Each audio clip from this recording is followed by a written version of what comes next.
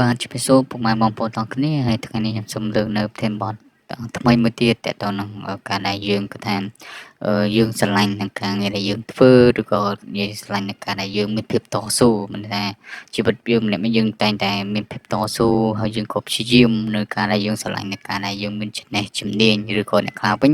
អាចទៅមិនបានថាគាត់ទៅធ្វើការឬក៏គាត់ទៅរកស៊ីឬក៏គាត់ទៅធ្វើអ្វីដោយការដែលគាត់ពេញចិត្តចេញពីចិត្តផងគាត់ហើយចេញពីបេះដូងផងគាត់ដែលគាត់ស្រឡាញ់គាត់ធ្វើហើយក៏យើងគិតថាការដែលយើងស្រឡាញ់យើងធ្វើហ្នឹងក៏យើងគិតថាយើងធ្វើការងារដែលយើងស្រឡាញ់សប្តាហ៍ហ្នឹងក៏យើងបានធ្វើល្អយើងបានជួយអ្នកដទៃឬក៏យើងបានជួយក្រុមហ៊ុនឲ្យកាន់តែមានភាពរីកចម្រើនឬក៏យើងគិតថាជាការងារដែលយើងធ្វើឲ្យអស់ពីចិត្តណាមិនមែនថាយើងធ្វើឲ្យតែរួចពីដៃឬក៏យើងធ្វើឲ្យ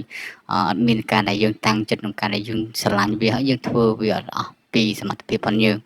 ឬក៏យើងគិតថាយើងធ្វើការហ្នឹងដើម្បីធ្វើឲ្យដោះស្រាយជីវភាពទេសម្រាប់ខ្ញុំវិញគឺវាខុសគ្នាដោយសារតែ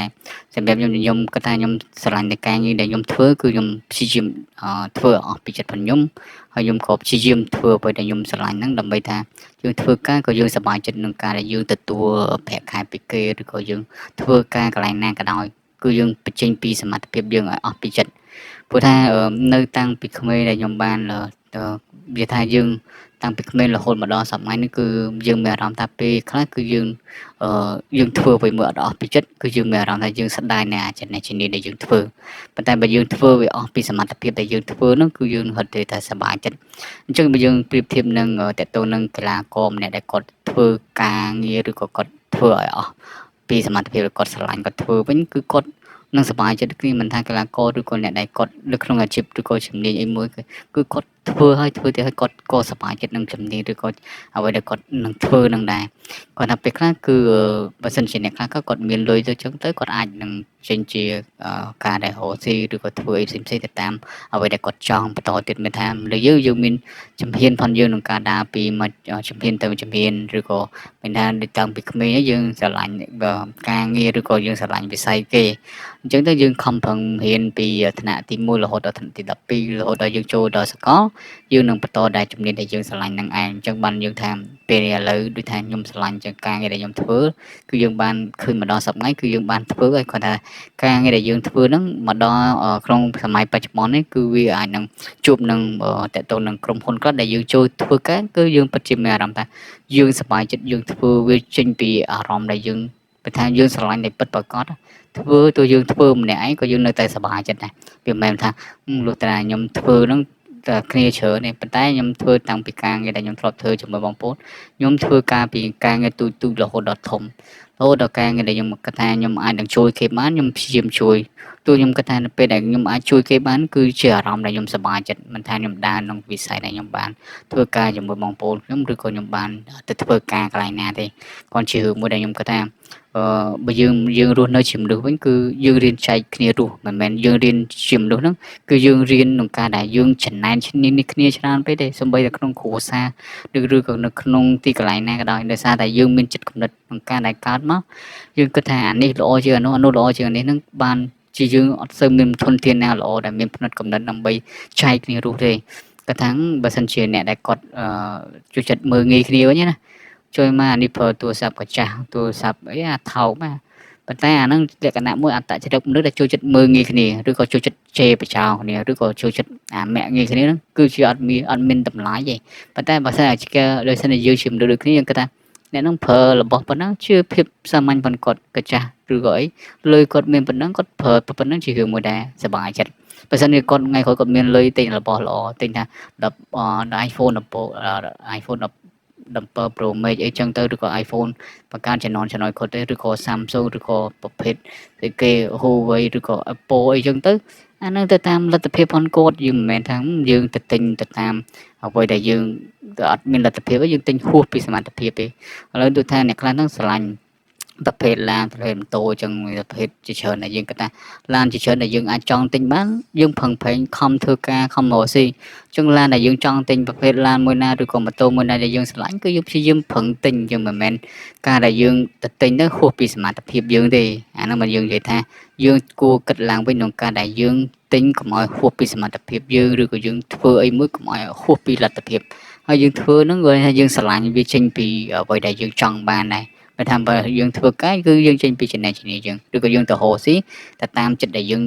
ធ្វើយើងគិតថាវាអាចជួយដល់គ្រួសារយើងឬក៏យើងអាចជួយទៅដល់នៅក្នុងអាចថាជួយពីជីវភាពដែលខ្វះខាតក្រីក្រហ្នឹងជួយដល់គ្រួសារឬក៏ជួយបងប្អូនសាច់ញាតិឬក៏ជួយអ្នកដទៃបានយើងជួយគេទៅតាមលទ្ធភាពយើងផងដែរចឹងហើយបានខ្ញុំតែងតែលើកប្រធានបទហើយក៏ខ្ញុំនិយាយថាវាផ្សារភ្ជាប់នឹងការដែលយើងមានសេចក្តីស្រឡាញ់ចេញពីចិត្តផុនយើងហើយទើបយើងរស់មកដល់សប្តាហ៍ហ្នឹងវាផ្សារភ្ជាប់នឹងសេចក្តីស្រឡាញ់ហ្នឹងហើយមិនថាយើងមានសេចក្តីស្រឡាញ់ចំពោះឪពុកម្ដាយចំពោះបងប្អូនសាច់ញាតិឬក៏មិត្តភ័ក្តិឬក៏អ្នកដែលធ្វើការនៅជុំវិញខ្លួនយើងណាមួយទេដោយសារយើងមិនចូលចិត្តមាក់ងាយគេយើងមិនចូលចិត្តជេរស្ដីជេរបចោទៅគេទោះត្រាតែអ្នកនឹងធ្វើឲ្យវាហួសលើសលប់ពេកបានយើងទៅប្រមានម្ដងជាពីរដងឬក៏យើងអាចនិយាយថាជាអត្តចរិតមនុស្សយើងមិនអាចទៅហាមចិត្តផិនមនុស្សបានឬក៏យើងមិនអាចទៅអាចនិយាយថាបដូរអត្តចរិតនឹងលុះត្រាតែគាត់នឹងឃើញពីអត្តចរិតដែលគាត់ខុសក្នុងគាត់អានឹងបើយើងនិយាយថាក្នុងនាមយើងជាមនុស្សគឺយើងធ្វើអ្វីដែលយើងស្រឡាញ់ហើយយើងអាចជួយអ្នកដទៃបានយើងចែកម្លែកអ្នកដទៃបានហើយយើងក៏អាចផ្ដល់នូវក្តីស្រឡាញ់ដល់អ្នកដទៃដែរសម្រាប់ខ្ញុំធ្វើការសប្ងៃពេលខ្លះខ្ញុំឆ្លៀតទៅរកធ្វើអ្វីមួយដើម្បីជួយគេបានណាក៏ខ្ញុំមានអារម្មណ៍ថាសប្បាយចិត្តដែរព្រោះថាពេលខ្លះខ្ញុំជិះពីនេះពីផ្ទះខ្ញុំទៅជួយគេម្នាក់ក៏ខ្ញុំមានសេចក្តីល្អម្នាក់ដើម្បីជួយគេដែរព្រោះថាពេលខ្លះខ្ញុំអត់ចង់ទាមទារថាលុយហ្នឹងវាធំជាងសេចក្តីល្អផងមនុស្សទេដោយសារមនុស្សយើងដោយសារភាពលោភលន់ដោយសារចង់មានចង់បានហ្នឹងហើយបានវាបាត់ភាពជាមនុស្សហ្នឹងហើយតែភាពមានចង់បានឬក៏ចង់ធ្វើអីមួយវាលើសលប់វិញណាវាអត់ជារឿងមួយដែលមានប្រយោជន៍ទេបើថាអាហ្នឹងតាមចិត្តទឹកចិត្តគេបើថាយើងចង់បានយើងមិនទៅកាប់ថ្លៃគេថាយើងចង់ទិញរបស់មួយយើងកាប់គេហួសពេកទេយើងល្មមអាចថាគេមានលទ្ធភាពទិញបានគេទិញអាហ្នឹងជាការអ្នកដែលរកស៊ីវិញអ្នកខ្លះគាត់តែថាហ្នឹងទៅតាមសភាពផុនគាត់ទស្សនវិជ្ជាផុនគាត់ទៅអ្នកខ្លះគាត់រៀងមានអញ្ចឹងគាត់លក់តែរៀងថ្លៃអញ្ចឹងទៅអាហ្នឹងការដែលគាត់ទិញលក់ទិញដូរអញ្ចឹងទៅហ្នឹងជាមួយដែលគាត់រកស៊ីផ្សេងអញ្ចឹងទៅខ្ញុំអាចនិយាយថាឥឡូវខ្ញុំចូលបកទៅក្នុងការដែលយើងធ្វើការវិញគឺយើងអាចថាយើងព្យាយាមធ្វើការដែលយើងស្រឡាញ់ឲ្យអស់ពីចិត្តផុនយើងហើយយើងក៏ព្យាយាមធ្វើអ្វីជាចំណង់ចំណូលចិត្តផុនយើងឬក៏យើងអាចនិយាយថាវាជាមួយដែលធ្វើយើងរីករាយយើងសប្បាយនៅក្នុងការងារដែលយើងធ្វើឬក៏យើងអាចថាយើងធ្វើរបស់ដែលយើងរកស៊ីហ្នឹងវាមានភាពរីករាយដែរមិនមែនថាយើងទៅធ្វើការយើងទៅរកស៊ីយើងនិយាយថាចង្ការដូចរបៀបថាអត់មានអារម្មណ៍ក្នុងខ្លួនឬក៏វាថាវាដូចជាដល់ពេលខ្លះខ្ញុំធ្លាប់ជួបអ្វីដែលយើងធ្លាប់ជួបហ្នឹងគឺបញ្ហាគឺអារម្មណ៍តទៅនឹងអារម្មណ៍ដែលយើងធ្វើវាអត់មានលទ្ធភាពធ្វើអត់មានលទ្ធផលធ្វើអត់មានតម្លៃអាហ្នឹងវាជារឿងមួយដែលយើងគួរតែគិតឡើងវិញថាការងារបើសិនជាវាអត់មានលទ្ធភាពឬក៏មានតម្លៃសម្រាប់យើងគួរដើរចេញជារឿងមួយដែលល្អបំផុតមិនមែនការតែយើងចង់បានលុយគេដើម្បីតែភាពចង់បានហ្នឹងវាមិនអត់ចេញពីសមត្ថភាពយើងពិតប្រាកដទេពេលខ្លះគឺមនុស្សអត់ឲ្យតម្លៃដូចគ្នាហើយពេលខ្លះក៏អាចថាវាទៅតមិនចិត្តឋានដែលយើងរស់នៅផងដែរអានឹងជាពេលខ្លះយើងអាចនិយាយថាពេលដែលយើងស្ថិតនៅក្នុងអារម្មណ៍ល្អការងារយើងក៏យើងសប្បាយរីករាយនឹងការដែលធ្វើពេលខ្លះមនុស្សខ្លះក៏មានស្ថិតនៅក្នុងឋានភាពគ្រួសារគ្នាខ្វះខាតគ្នាក្រគ្នាប្រឹងប្រែងតែវាអារម្មណ៍គ្នាទៅគ្នាប្រឹងពេកទៅវាអត់វារៀង over ឬក៏ពេលវាគឺអត់ឲ្យបំណោយទៀតនៅគាត់ដែរ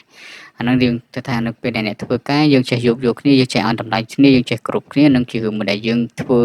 ធ្វើទាំងអស់គ្នាផងដែរសម្រាប់អ្នកដែលរកស៊ីវិញគឺយើងពិតជាត្រូវការដែលអារម្មណ៍ដែលយើងទៅលក់ដូរយើងមានអារម្មណ៍សប្បាយដែរប៉ុន្តែយើងគិតថាទៅរឿងចំពោះការដែលរកស៊ីវាមានថ្ងៃខ្លះលក់បានថ្ងៃខ្លះលក់អត់បានអញ្ចឹងសួរថាបងប្អូនហ្នឹងមិនមែនតែប្រកាសថាបងប្អូនហ្នឹងអាចលក់បានគ្រប់ពេលទេមិនថាបងប្អូនហ្នឹងអាចលក់បានរាល់ថ្ងៃពេលប្រកាសអាចថ្ងៃខ្លះទៅលក់បានថ្ងៃខ្លះក៏អត់លក់អត់បានដែរអញ្ចឹងទៅយើងគួរតែ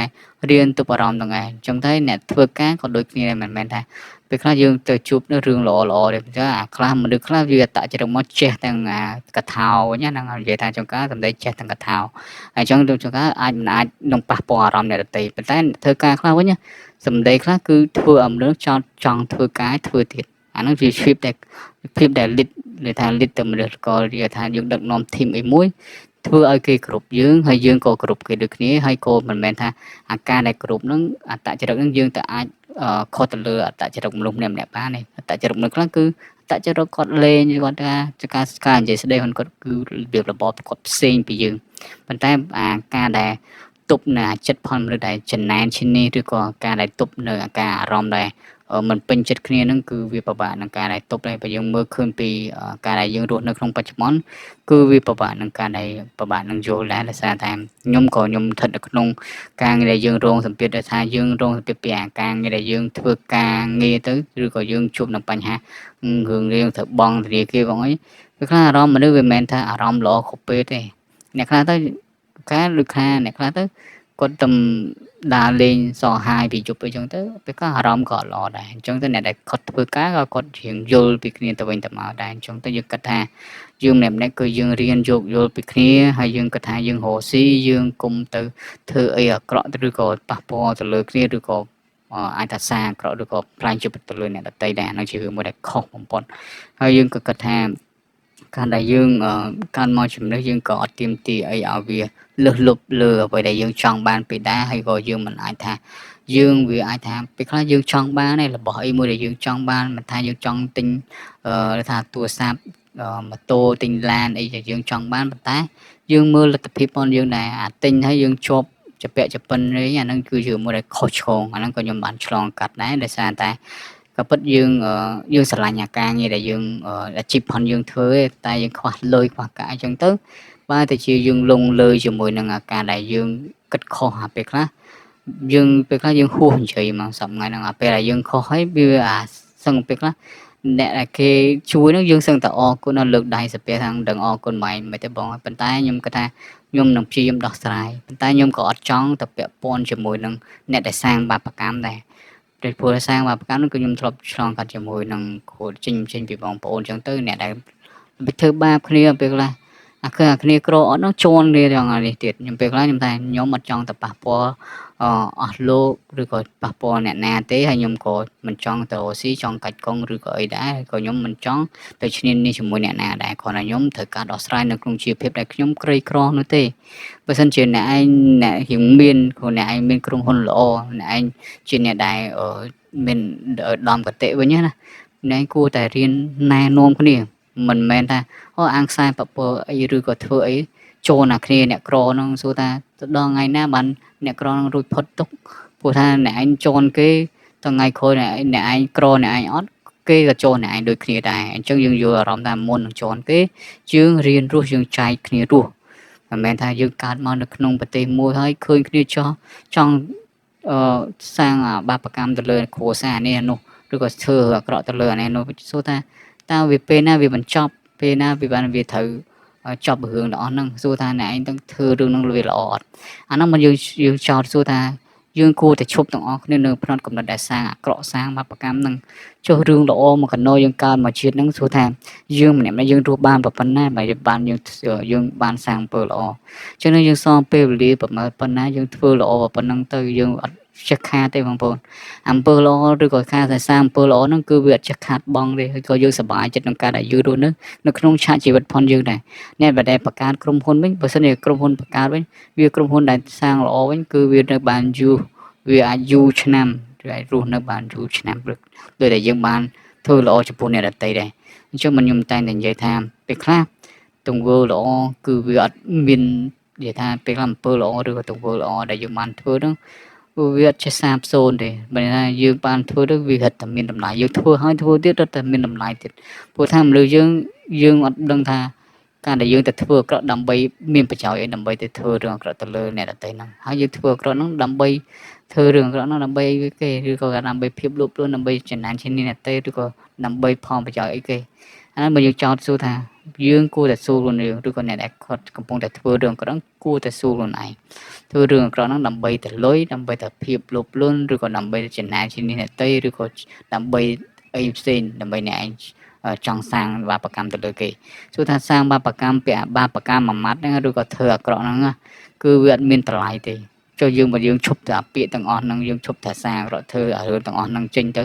ធ្វើរឿងល្អងាកមកចាប់មើលរឿងល្អធ្វើរឿងល្អច្រើនណាស់ប្រទេសជាតិក៏កាន់តែរីកចម្រើនធនធានក៏មានធនធានល្អដែរហើយសួរថាប្រទេសជាតិយើងក៏វាកាន់តែការអភិវឌ្ឍកាន់តែទៅមុខដែរអាហ្នឹងបើយើងទៅជែកគ្នាយើងបាននិយាយហើយខ្ញុំក៏តែលើកប្រធានបទនេះជាច្រើនដែរខ្ញុំតែលើកឡើងហើយក៏ខ្ញុំតែសប្បាយចិត្តដែរព្រោះថាមកជីវិតផងខ្ញុំនេះក៏ខ្ញុំ គាត់ថាខ្ញុំបានធ្វើល្អខ្ញុំសប្បាយចិត្តបើមិនខ្ញុំធ្វើខុសក៏ខ្ញុំទៅតែដូចខ្ញុំថាពេលខ្លះធ្វើខុសយើងសឹងតែស្ដាយក្រោយពេលខ្លះព្រោះថាមនុស្សយើងអត់ចង់សាងប៉ុន្តែបើសិនជាស្ថានភាពរុញច្រានគឺយើងត្រូវធ្វើបែបហ្នឹងយើងក្រយើងអត់ណាគឺយើងត្រូវតែធ្វើហើយពេលខ្លះវាអាចរុញច្រានបែបហ្នឹងប៉ុន្តែយើងនៅតែមានផ្នត់គំនិតល្អមួយដើម្បីចែកម្លែកទៅកាន់អ្នកដទៃចេះជួយអ្នកដទៃដែរមិនមែនតែសាងអាក្រក់ដើម្បីបំផ្លិចបំផ្លាញអ្នកដទៃល្បិចសាងបាបកម្មផ្លិចផ្លាញជីវិតលើគ្រួសារអ្នកដទៃឬក៏សាងបាបកម្មទៅលើតែភាពចង់មានចង់បានទៅលើអ្នកដទៃពេកឯងអានេះបើយើងទៅជែកហើយខ្ញុំក៏មួយជីវិតនេះខ្ញុំតែងតែអរគុណចំពោះអ្នកដែលគាត់មានទឹកចិត្តល្អអ្នកដែលគាត់បានសាងពលល្អអ្នកដែលគាត់មានជាតែថាចង្ការគាត់បានមានពុជពងវងតកោជាអ្នកដែលគាត់ខ្សែគាត់បានធ្វើរឿងល្អសាងពលល្អនោះយើងតែងតែគ្រប់យើងតែងតែឲ្យតម្លៃដែរសម្រាប់គ្រួសារខ្ញុំមួយជីវិតផងពួកខ្ញុំឬក៏ខ្ញុំបានកាលមកជាតិនេះគឺខ្ញុំតែងតែគ្រប់នៅតំពើល្អជានិច្ចហើយខ្ញុំក៏តែងតែកោតសរសើរចំពោះបុគ្គលដែលបានកើតមកជំនួសបានសាងល្អពីក្មេងរហូតដល់គាត់ចាស់ទៅនៅជារឿងមួយដែលខ្ញុំឲ្យតម្លៃដូចគ្នាព្រោះថាខ្ញុំក៏មិនបានសាងល្អតាំងពីក្មេងដែរប៉ុន្តែខ្ញុំសល់ពេលប៉ុណ្ណាក៏ខ្ញុំបានសាងល្អទៅតាមលទ្ធភាពរបស់ខ្ញុំដែរប៉ុន្តែរឿងខុសឆ្គងក៏ខ្ញុំក៏នៅតែសុំទោសដែរព្រោះថាខ្ញុំក៏មិនចង់ទៅសាងបាបកម្មសាងកំហុសជាមួយអ្នកអស់ណាឬក៏ក្រុមហ៊ុនអស់ណាដែលសាងអាក្រក់ដូចគ្នាដែរហើយខ្ញុំគិតថាខ្ញុំក៏នៅបន្តដំណើរជីវិតដើម្បីក្នុងការដែលយើងចែកអំពើល្អបានប៉ុណ្ណាយើងធ្វើទាំងអស់គ្នាប៉ុណ្ណឹងទៅមិនថាបងប្អូនអ្នកស្ដាប់ឬក៏អ្នកដែលជួយចិត្តតាមដានអ្វីដែលខ្ញុំបានចែកម្លែកទៅកាន់បងប្អូននេះគឺយើងព្យាយាមចែកម្លែកពីថ្ងៃនេះទៅឬក៏យើងគិតថាតទៅមុខឬតអ្នកជំនាន់ក្រោយៗទៅគាត់នឹងព្យាយាមសាងអំពើល្អបានច្រើនមិនមែនការដែលសាងអំពើបាបកម្មនៅតែចំណែកគ្នាឬក៏នៅសាងបាបកម្មលើគ្នាទេអានោះដែលយើងត្រូវតែជ័យយើងត្រូវតែនិយាយហើយយើងក៏តែងតែអរគុណបងប្អូនជាអ្នកបានស្ដាប់ធានបទមួយនេះយើងនឹងក៏បិទក្រោយទៅទៀតផងដែរ